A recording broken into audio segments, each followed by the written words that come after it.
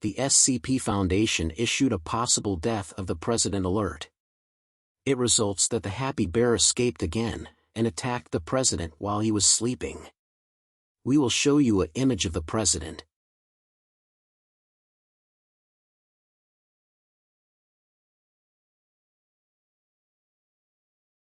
Currently the president is in the hospital in intensive care. We are searching for the happy bear, to capture and destroy him.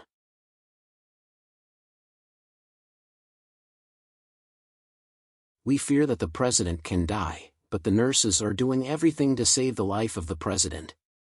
Intelligence said that the president was dead for 10 minutes. The Thornwoods Council and the Los Angeles City Hall are with you.